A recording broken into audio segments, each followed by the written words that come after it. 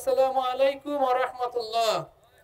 আলহামদুলিল্লাহি রাব্বিল আলামিন ওয়াসসালাতু ওয়াসসালামু আলা রাসূলিহিল কারীম, আম্মা বা'দ। সম্মানিত সাংবাদিক বন্ধুগণ এবং আহলে হাদিস আন্দোলন বাংলাদেশ ও বাংলাদেশ আহলে হাদিস যুব সংঘের বিভিন্ন পর্যায়ের দায়িত্বশীল বৃন্দ, ইসকন একটি উগ্রবাদী হিন্দুত্ববাদী সংগঠন। এই সংগঠন 1966 সালে আমেরিকার নিউ ইয়র্ক শহর থেকে যাত্রা শুরু করে এবং বাংলাদেশে 1970 সালের পর থেকে ইসকনের কার্যক্রম চালু হয়। যে কার্যক্রম তখন আমরা বুঝতে না পারলেও একটি দীর্ঘ সময়ের মধ্য দিয়ে ইসকন এই দেশে গোপন চক্রান্তের একটি রাজ্য সন্ত্রাসী সংগঠন হিসেবে তারা নিজেদেরকে তৈরি করতে সক্ষম হয়েছে। আমরা লক্ষ্য করছি এই সংগঠনটি বাংলাদেশে বিভিন্নভাবে গোপন হত্যাকাণ্ড পরিচালনার সাথে জড়িত আছে, কিন্তু দুঃখজনক হলো এটাই সত্য, বাংলাদেশের প্রশাসন এই ইসকনের বিরুদ্ধে শক্তিশালীভাবে দাঁড়াতে ব্যর্থ হয়েছে। কিন্তু একটি স্বাধীন সার্বভৌম রাষ্ট্রের প্রশাসনের জন্য একটি উগ্রবাদী হিন্দুত্ববাদী সন্ত্রাসী সংগঠনের বিরুদ্ধে জোরালো পদক্ষেপ না নেওয়াটা এদেশের স্বাধীনতার সার্বভৌমত্বের জন্য অপমান স্বরূপ হিসেবে আমরা দেখি। সুতরাং আমরা স্পষ্টভাবে জানিয়ে দিতে চাই, ইসকনের কার্যক্রম বাংলাদেশ থেকে নিষিদ্ধ ঘোষণা করতে হবে, কিন্তু বাংলাদেশের প্রশাসনের সেই হিম্মত আছে বলে এখনো পর্যন্ত আমরা দেখতে পাচ্ছি না। বিগত কয়েকদিন আগে বাংলাদেশের গাজীপুর জেলায় একজন মুসলিম বোনকে ইসকনের সদস্য কর্তৃক অপহরণ এবং ধর্ষণের মাধ্যমে তাকে লাঞ্ছিত করা হয়েছে, কিন্তু আমাদের প্রশাসন সেখানে ভিন্ন নাটক তৈরি করে তাদেরকে দোষ থেকে মুক্তি দেওয়ার ব্যবস্থা করেছে। আমরা দেখেছি এই কর্মের প্রতিবাদ করার কারণে গাজীপুর একজন মসজিদের ইমামকে অপহরণ করে তাকেও নির্মম নির্যাতন করা হয়েছে, কিন্তু প্রশাসন সেখানেও মিথ্যা নাটক সাজিয়ে ইসকনকে দায় মুক্তি দেওয়ার চক্রান্ত করেছে।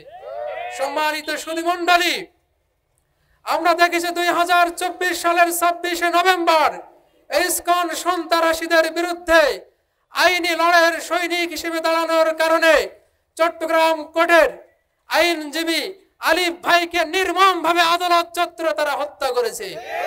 এই হত্যাকাণ্ড সংগঠিত করেছে ইসকন, কিন্তু এখনো পর্যন্ত তাদের বিরুদ্ধে সুস্পষ্ট চার্জশিট দেওয়া হয়নি। আমরা দাবি জানাচ্ছি আলিফ হত্যার সুষ্ঠু তদন্ত এবং বিচারকে ত্বরান্বিত করার জন্য। সম্মানিত উপস্থিতি, ইসকনের কার্যক্রম বাংলাদেশে নিষিদ্ধ করা না হলে অদূর ভবিষ্যতে এই দেশকে তারা অখণ্ড ভারত বানানোর যে স্বপ্ন হিন্দুত্ববাদী মোদী সরকারের রয়েছে সেই দিকে তারা আরো অগ্রসর হতে পারবে। এজন্য অখণ্ড ভারত প্রতিষ্ঠার যে স্বপ্ন তাদের রয়েছে, এই স্বপ্ন বাংলাদেশের মুসলমান কখনো বাস্তবায়ন হতে দেবে না। এজন্য আমাদের প্রশাসনের মধ্যে যারা ইসকনের এজেন্ট হিসেবে রয়েছে তাদেরকে আমরা সতর্ক করছি, বাংলাদেশের মুসলমানদের ইমানি শক্তির সামনে আপনাদের এই চক্রান্ত টিকবে না। সুতরাং ইসকনকে নিষিদ্ধ করার জন্য আপনারা কার্যক্রম গ্রহণ করুন। এই ইসকনকে নিষিদ্ধ করা হয়নি বলে বা এদের বিরুদ্ধে যথাযথ আইনি পদক্ষেপ না নেওয়ার কারণে আমরা লক্ষ্য করেছি সম্প্রতিকালে ইসকনের ফেসবুক পেজ থেকে আহলে হাদিস আন্দোলনের মুহতারাম আমিরে জামাত এই উপমহাদেশের অন্যতম শিক্ষাগুরু প্রফেসর ডক্টর আসাদুল্লাহ আল গালিব স্যারকে তারা হত্যার হুমকি দিয়েছে এবং হেফাজত ইসলামের আমির মাওলানা মহিবুল্লাহ বাবুনগরকেও তারা হত্যার হুমকি দিয়েছে। এই সাহস ইসকন পেয়েছে তাদের বিরুদ্ধে যথাযথ আইনি পদক্ষেপ নিতে ব্যর্থ হওয়ার কারণে। সুতরাং আমরা বাংলাদেশের বর্তমান সরকারকে অনুরোধ করতে চাই, আপনারা একটি রক্তক্ষয়ী গণ অভ্যুত্থানের মধ্য দিয়ে এই দেশের শাসন ক্ষমতায় এসেছেন, সুতরাং মেরুদণ্ড সোজা করতে হবে। এখনো পর্যন্ত হিন্দুত্ববাদী মোদী সরকারের চাপে পড়ে আপনারা যদি ইসকনকে নিষিদ্ধ করতে না পারেন তাহলে বাংলাদেশে 2024 সালের 5ই আগস্ট পর্যন্ত যে মানুষের রক্ত ঝরেছে এই রক্তের সাথে আপনারা বেঈমানি করবেন। সুতরাং এই রক্তের সাথে বেঈমানি আপনারা করবেন না, এই অনুরোধ আপনাদেরকে আমরা রাখছি। আমরা আরো লক্ষ্য করেছি বাংলাদেশ সরকার এই হিন্দুত্ববাদী সংগঠনের বিরুদ্ধে এখনো পর্যন্ত জোরালো পদক্ষেপ নিতে পারছে না। এর কারণ এই সরকার এখনো পর্যন্ত সে উগ্রবাদী হিন্দুত্ববাদীদের কথাই তারা চলছে বলে আমাদের মনে হচ্ছে।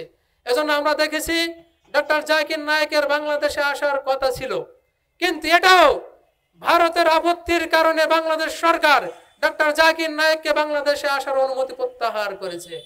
যদি এটা করে তাহলে আমরা স্পষ্টভাবে বলতে চাই, বিগত দিনের শেখ হাসিনার সরকার আর বর্তমান প্রফেসর ডক্টর ইউনূসের সরকারের মধ্যে পার্থক্য কোথায়, এর ব্যাখ্যা আমাদের সামনে দিতে হবে। সম্মানিত সাংবাদিক বন্ধুগণ, আমরা আপনাদের মাধ্যমে আমাদের দেশের জনগণকে সতর্ক করতে চাই, মুসলিম অভিভাবকদেরকে সতর্ক করতে চাই, আপনাদের মেয়েদেরকে আপনারা সাবধানে রাখুন। আপনাদের মেয়েরা যেন এই অবৈধ প্রেমের ফাঁদে পড়ে ইসকন সন্ত্রাসীদের খোরাকে পরিণত না হয়।